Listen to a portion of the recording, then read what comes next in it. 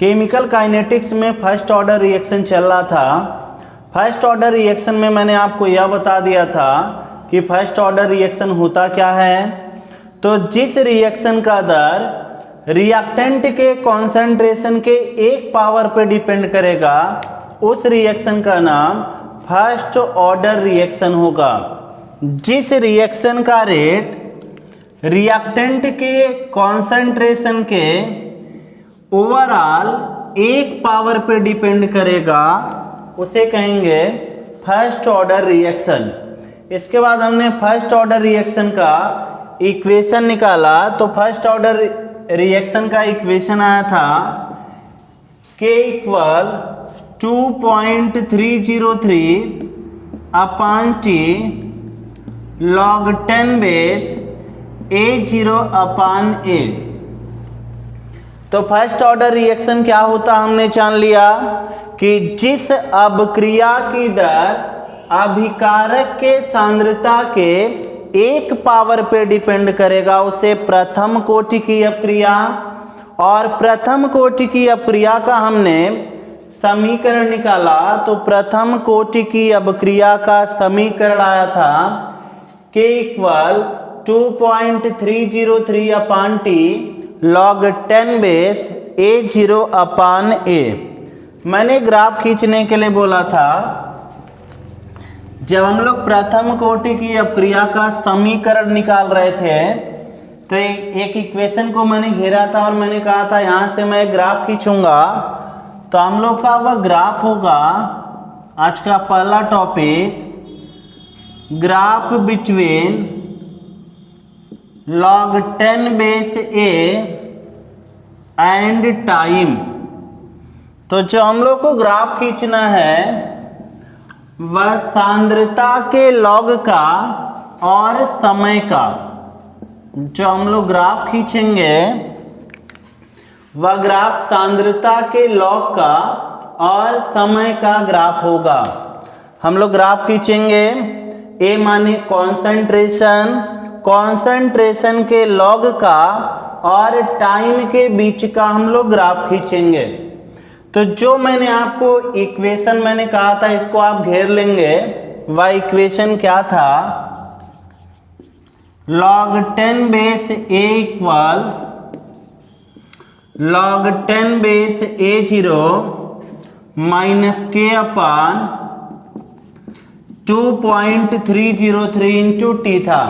यहीं से हमने निकाला था K बराबर 2.303 upon T log 10 base A0 upon A। हम लोग को ग्राफ खींचना किसके बीच में आप ध्यान देंगे। तो हम लोग का ग्राफ है log 10 बेस A यानी सांद्रता का लाभ और समय के बीच का ग्राफ है। तो x अक्ष पे हमने समय ले लिया, y अक्ष पे log 10 बेस A ले लिया। जरा दोनों का पावर देखेंगे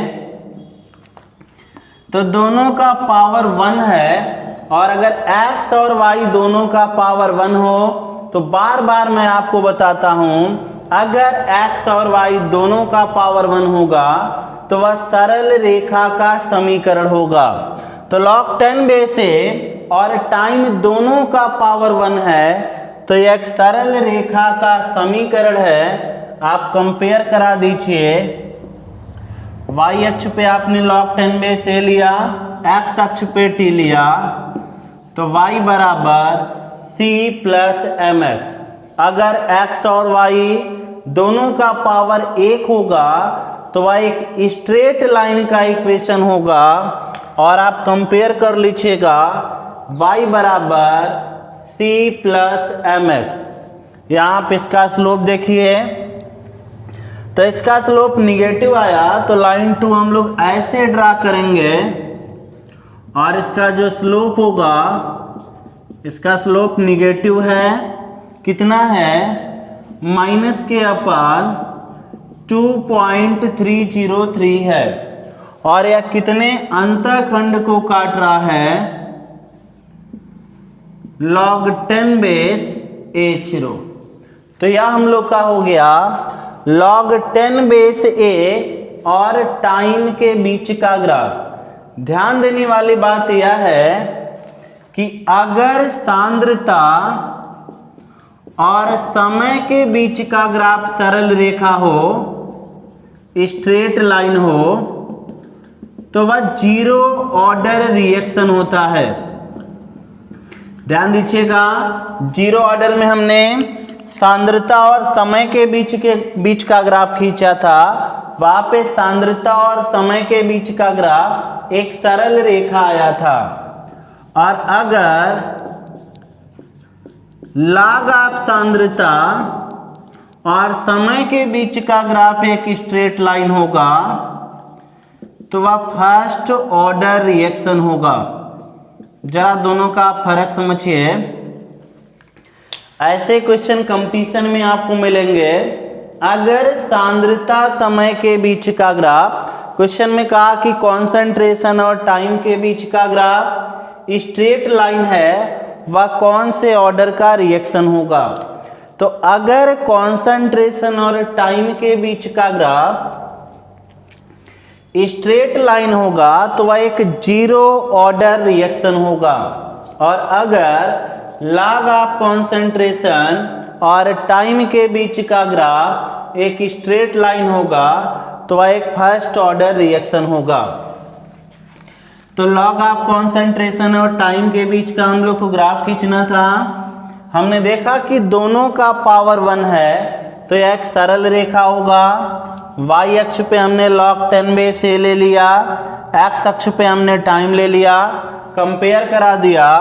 y बराबर c प्लस mx से c इंटरसेप्ट यानी अंतःखंड होता है, m स्लोप यानी प्रवणता होता है। इसका प्रवणता निगेटिव आया यानी थीटा का मान 90 से बड़ा होगा।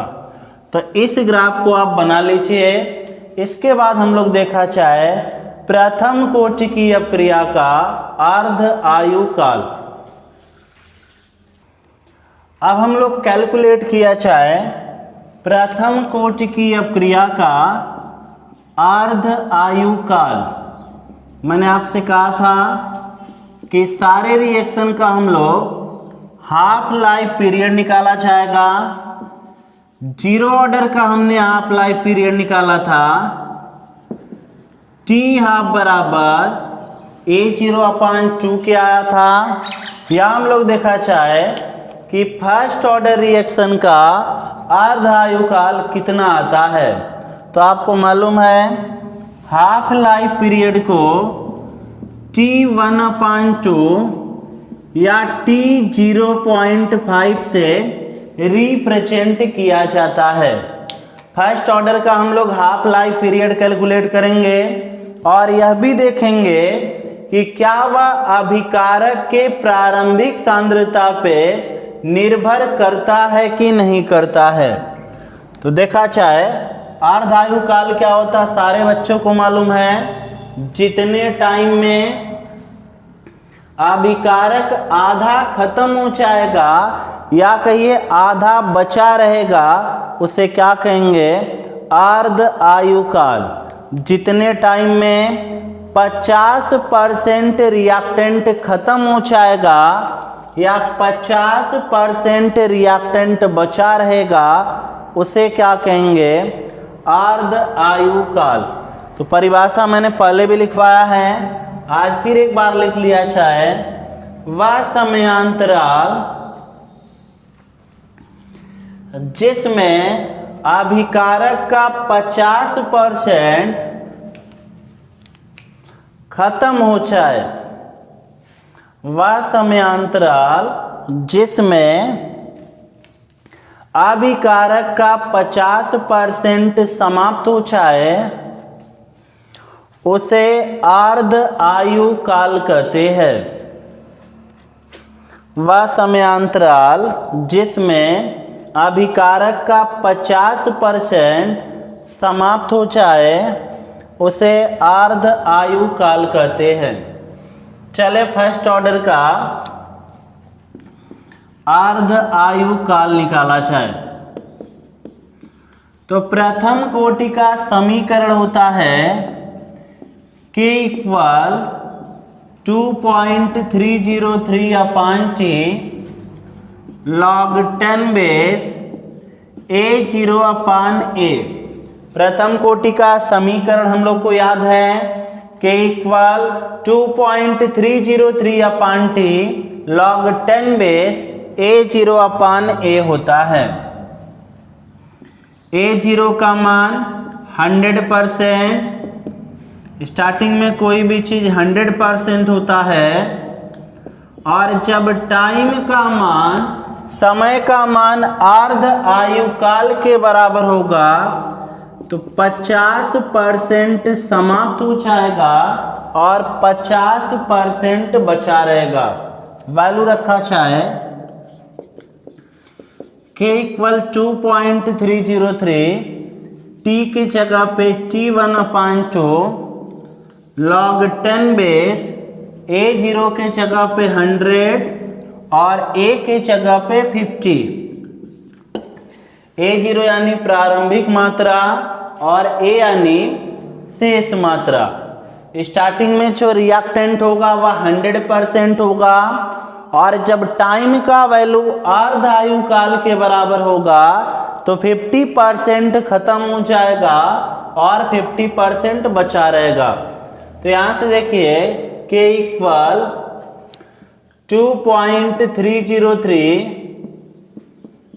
अपान टी हाफ, और यहां 2 टाइम जाएगा तो log 2 हो गया। log 2 का वैल्यू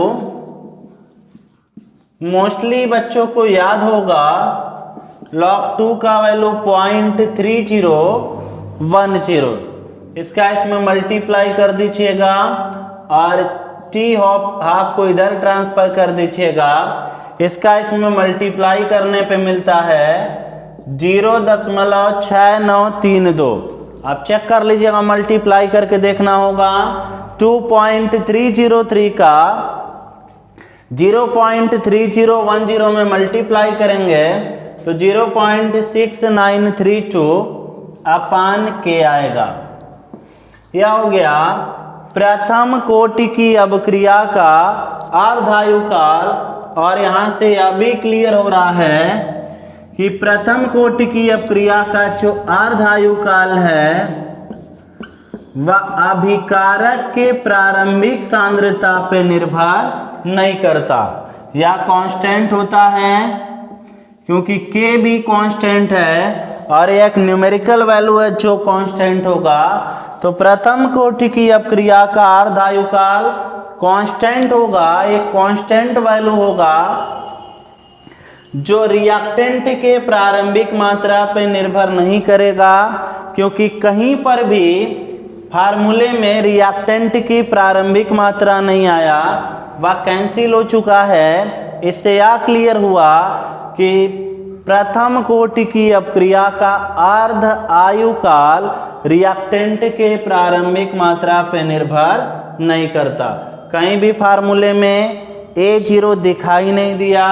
इससे यह क्लियर हो गया कि जो प्रथम कोटि की अभिक्रिया का अर्ध आयु काल है वह अभिकारक के प्रारंभिक सांद्रता पर निर्भर नहीं करता। तो इसके नीचे आप लिख लीजिएगा, पहला काम इसको आप छापेंगे, फिर इसके नीचे आप लिखेंगे प्रथम कोटि की अभिक्रिया का अर्ध आयु काल, प्रथम कोटि की अभिक्रिया का अर्ध आयु काल अभिकारक के प्रारंभिक सांद्रता पर निर्भर नहीं करता। प्रथम कोटि की अभिक्रिया का अर्ध आयु काल अभिकारक के प्रारंभिक सांद्रता पर निर्भर नहीं करता। तो इसको आप पूरी तरीके से छाप लेंगे। अब हम लोग का टॉपिक होगा, जैसे वहां हमने शून्य कोटि की अभिक्रिया के गुण को लिखा था, यहां हम लोग लिखेंगे प्रथम कोटि की अभिक्रिया का गुण। तो आप हेडिंग बना लीजिए, प्रथम कोटि की अभिक्रिया के गुण। Property of first order reaction, प्रथम कोटि की अभिक्रिया के गुण। Property of first order reaction, प्रथम कोटि की अभिक्रिया के गुण। पहला पॉइंट आपने शून्य कोटि में कहा था, सभी शून्य कोटि की अभिक्रिया A equal A0 minus KT equation का पालन करती हैं। यहाँ पे आप कहेंगे कि प्रथम कोटि की अभिक्रिया K बराबर 2.303 अपान T log 10 base A0 upon A समीकरण का पालन करती हैं। शून्य कोटि में आपने लिखा था कि शून्य कोटि की अभिक्रिया A equal A0 minus KT समीकरण का पालन करती हैं, और प्रथम कोटि में आप लिखिए प्रथम कोटि की अभिक्रिया, लिखेंगे आप प्रथम कोटि की अभिक्रिया K equal 2.303 upon T log 10 base A0 upon A समीकरण का पालन करती है। प्रथम कोटि की अभिक्रिया K बराबर 2.303 अपान T log 10 base A0 upon A समीकरण का पालन करती है।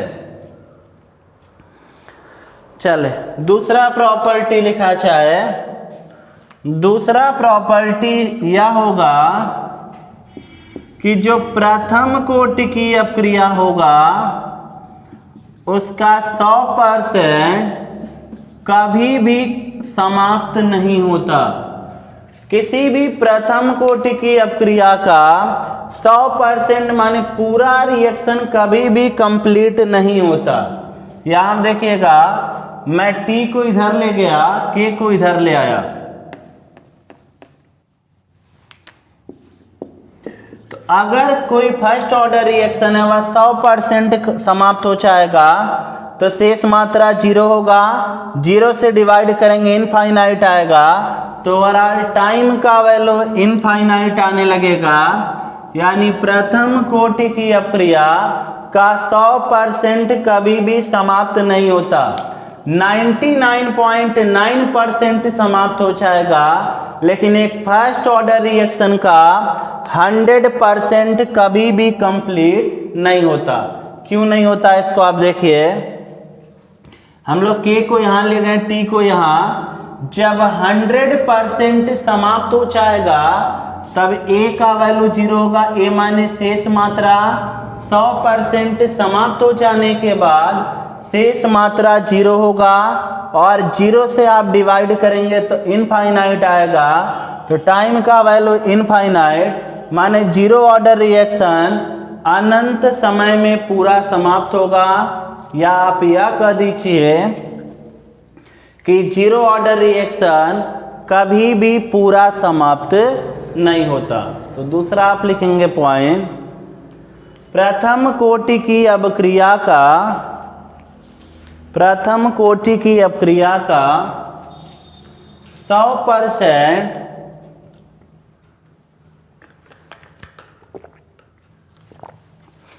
कभी भी समाप्त नहीं होता। मैं कह रहा हूं 99.9% समाप्त हो जाएगा, लेकिन कभी भी 100% समाप्त नहीं होगा। प्रथम कोटि की अभिक्रिया का 100% समाप्त नहीं होता। 99.9% समाप्त हो जाएगा, 100% कभी भी समाप्त नहीं होगा। देखिए, जो रेडियो एक्टिविटी होता है वह भी एक प्रथम कोटि की अभिक्रिया होता है, और एटम बम का जो यूज होता है, परमाणु बम का, वह भी रेडियो एक्टिविटी के प्रिंसिपल पे होता है। उसमें नाभिकीय विखंडन अभिक्रिया होती है, और यही कारण है कि जहाँ पे एटम बम का यूज हो जाता है उसका जो प्रभाव होता है वह कई सालों तक रहता है, क्योंकि जो प्रथम कोटि की अपक्रिया है वह 100% समाप्त नहीं होता।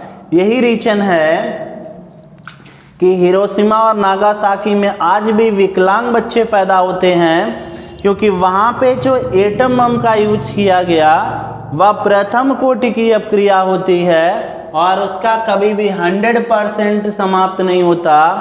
आज भी वहाँ से रेडिएशन निकलता होगा और यही रीजन है कि वहाँ आज भी विकलांग बच्चे पैदा होते हैं। तो हमने दूसरा पॉइंट यह जान लिया कि प्रथम कोटि की अपक्रिया का 100% कभी भी समाप्त नहीं होता।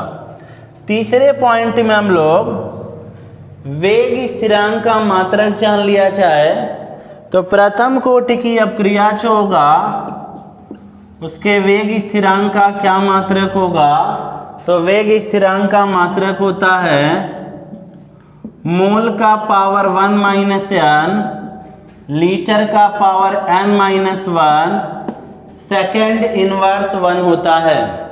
प्रथम कोटि की अपक्रिया के लिए n का मान 1 रखा जाए तो 1 में से 1 गया 0, या टर्म समाप्त हो गया। 1 में से 1 गया 0, या भी टर्म समाप्त हो गया। तो प्रथम कोटि की अपक्रिया के वेग स्थिरांक का मात्रक सेकेंड इनवर्स 1 होता है। तो तीसरा पॉइंट आप लिखेंगे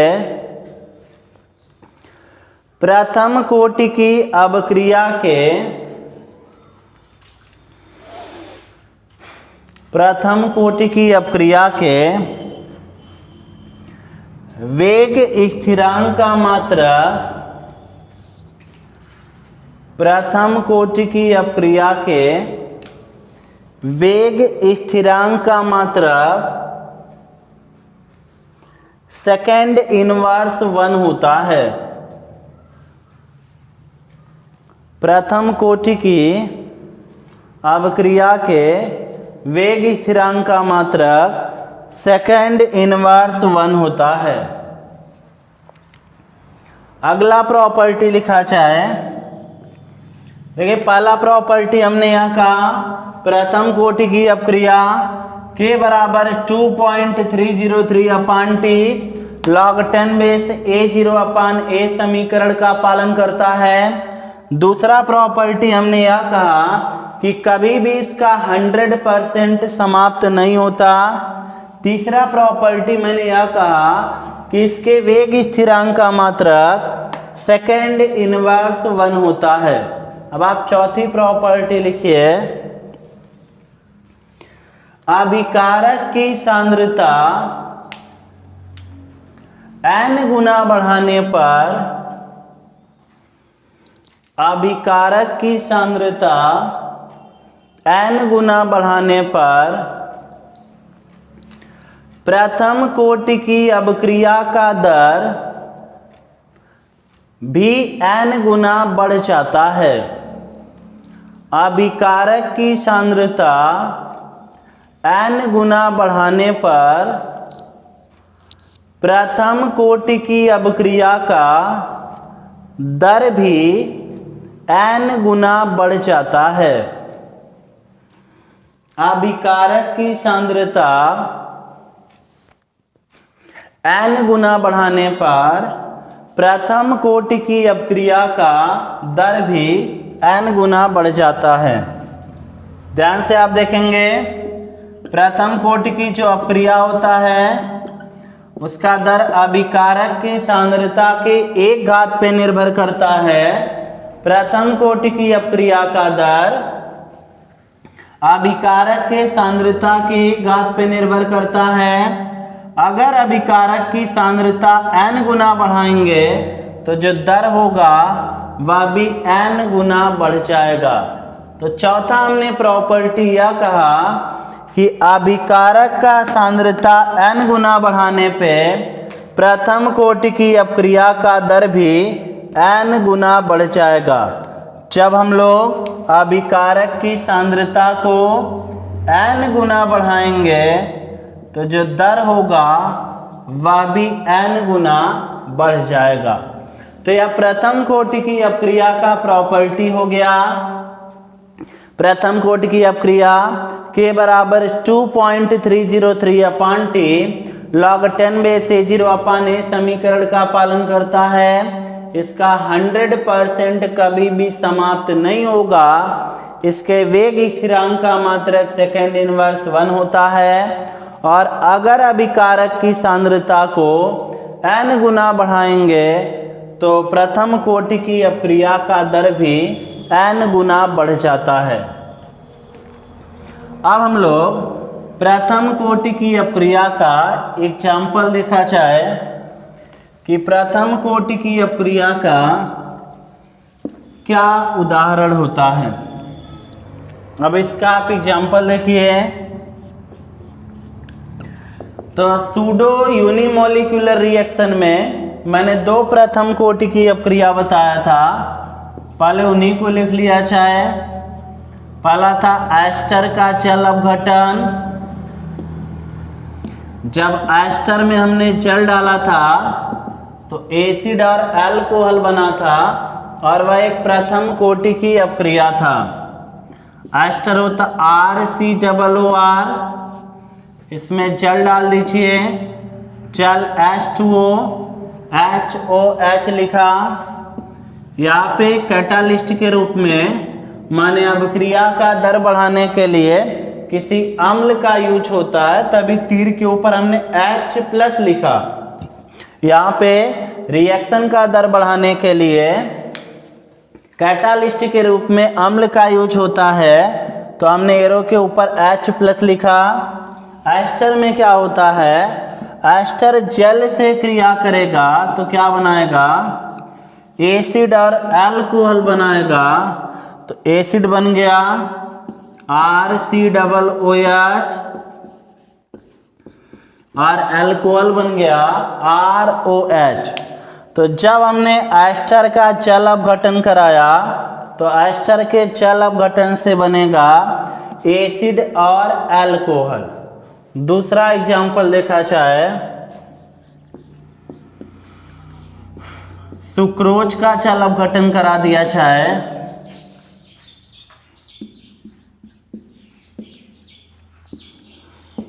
तो सुक्रोज होता है C12H22O11। इसका आप जल अपघटन कराइए। यहाँ पे भी कैटालिस्ट के रूप में अम्ल यूज होता है, तो ग्लूकोज और फ्रक्टोज बनता है। यह भी एक प्रथम कोटि की अपक्रिया होगा और यह दोनों आभासी एकाणुक अपक्रिया होते हैं, क्योंकि यहाँ पे जल अधिक होता है। तो ऐसा लगता है कि जो दर है वह जल के सांद्रता पे निर्भर नहीं करेगा, तो इसका आणविकता और कोटि समान नहीं होता, तो यह एक आभासी एकाणुक अपक्रिया है। अगला प्रथम कोटि की अपक्रिया का एग्जाम्पल देखिए। Decomposition of hydrogen peroxide. आपको मालूम है हाइड्रोजन परऑक्साइड का एक नाम होता है ऑक्सीजनेटेड वाटर, क्योंकि यह टूटकर ऑक्सीजन देता है। तो हाइड्रोजन परऑक्साइड का जो अपघटन होता है वह भी एक प्रथम कोटि की अपक्रिया होता है। हाइड्रोजन परऑक्साइड का नाम ऑक्सीजनेटेड वाटर होता है क्योंकि यह अपघटित होकर जल का निर्माण करता है। तो हाइड्रोजन परऑक्साइड का जो अपघटन होता है वह भी एक प्रथम कोटि की अपक्रिया होता है। अगला इसका एग्जाम्पल आप देखिए। अगला मैं एग्जाम्पल बता दूं, अमोनियम नाइट्राइट का भी अपघटन। अमोनियम नाइट्राइट माने अमोनियम माने NH4, नाइट्राइट माने NO2। इसका अपघटन होगा NN2 बना लेगा, H4 और O2 बना लेगा 2H2O। तो यह प्रथम कोटि की अपक्रिया का एग्जाम्पल हो गया। जिसको आपको याद करना पड़ेगा, क्योंकि एग्जाम्पल भी बोर्ड एग्जाम में पूछता है। पहला हमने एस्टर का जल अपघटन कराया। एसिड और अल्कोहल एस्टर और वाटर बनाता है, तो दोबारा जब आप एस्टर में वाटर डालेंगे तो क्या बनेगा, एसिड और अल्कोहल। सुक्रोज का जल अपघटन किया, ग्लूकोज और फ्रक्टोज बना। हाइड्रोजन परऑक्साइड टूट के जल और ऑक्सीजन देता है, यह भी प्रथम कोटि की अपक्रिया। और अमोनियम नाइट्राइड टूट के नाइट्रोजन और जल देता है, यह भी प्रथम कोटि की अपक्रिया। प्रथम कोटि की अपक्रिया का सारा थियरी खत्म हो गया। इसके बाद अब हम लोग प्रथम कोटि की अपक्रिया का न्यूमेरिकल लगाएंगे, जिसको हम लोग अगले लेक्चर में कवर करेंगे। और वहां पर हम लोग द्वितीय कोटि की अपक्रिया को प्रारंभ करेंगे। लेकिन यूपी बोर्ड के सिलेबस में केवल प्रथम कोटि था, तो यूपी बोर्ड के सिलेबस के हिसाब से सारी थ्योरी आज के लेक्चर में खत्म हो गया। अब इससे ज़्यादा यूपी बोर्ड में कुछ पूछेगा नहीं। अगले लेक्चर में इसके न्यूमेरिकल को लगा के द्वितीय कोटि की अपक्रिया को प्रारंभ किया जाएगा।